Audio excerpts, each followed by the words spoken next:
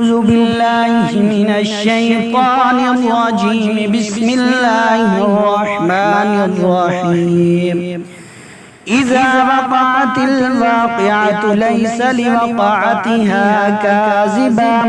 خافضة رافعة إذا رجت الأرض رجا وبست الجبال بسا فكانت هباء منبثا وكنتم أزواجا ثلاثا فأصحاب الميمنة ما أصحاب الميمنة وأصحاب المشأمة ما أصحاب المشأمة والسابقون السابقون أولئك المقربون في جنات النعيم ثلة من الأولين وقليل من الآخرين على سرر موضونة متكئين عليها متقابلين يطوف عليهم ولدان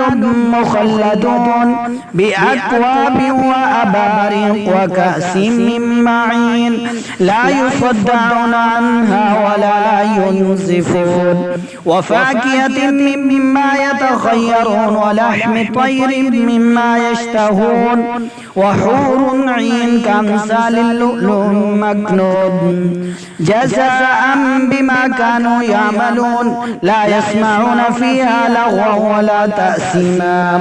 إلا قيلا وسلاما وسلاما وأصحاب اليمين ما أصحاب اليمين في سدر مخضود وطلح منضود وظل ممدود وماء مكسود وفاكهة كثيرة لا مقطوعة ولا ممنوعة وفرش مرفوعة إنا أنشأناهن إنشاء فجعلناهن بكارا عربا أترابا لأصحاب اليمين سلة من الأولين وسلة من الآخرين وأصحاب الشمال ما أصحاب الشمال في سموم وحميم وظل يحموم لا بارد ولا كريم إنهم كانوا قبل ذلك مترفين وكانوا يصرون على الحنث العظيم وكانوا يقولون إذا متنا وكنا ترابا وعظاما أئنا لمبعوثون أو آباؤنا الأولون قل إن الأولين والآخرين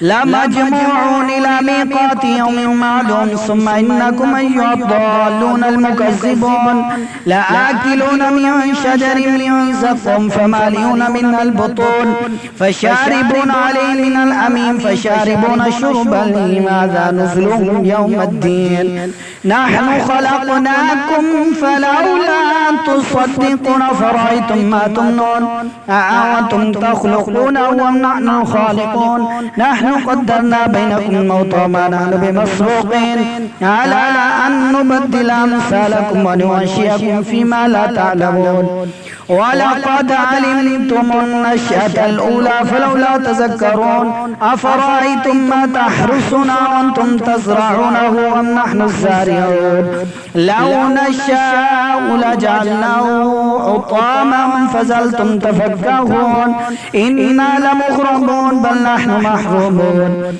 أفرأيتم الماء الذي تشربون أأنتم أنزلتم من المزن أم نحن المنزلون لو نشاء جعلناه جاجا فلولا تشكرون أفرأيتم النار التي تورون أأنتم أنشأتم شجرتها أم نحن المنشئون نحن جعلناها تذكرة ومتاعا للمقوين فسبح باسم ربك العظيم فلا أقسم بمواقع النجوم إنه لقسم لو تعلمون عظيم إنه لقرآن كريم في كتاب مكنون لا يمسه إلا المطهرون تنزيل من رب العالمين فبهذا الحديث أنتم مدهنون وتجعلون رزقكم أنكم تكذبون فلولا إذا بلغت الحلقوم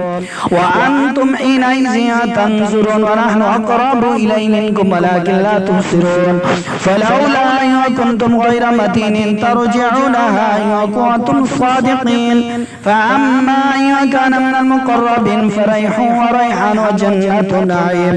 وأما إن كان من أصحاب اليمين فسلام لك من أصحاب اليمين وأما إن كان من المكذبين الضالين فنزل من حميم وتسلية جحيم إن هذا لهو الحق اليقين فسبح باسم ربك العظيم. صدق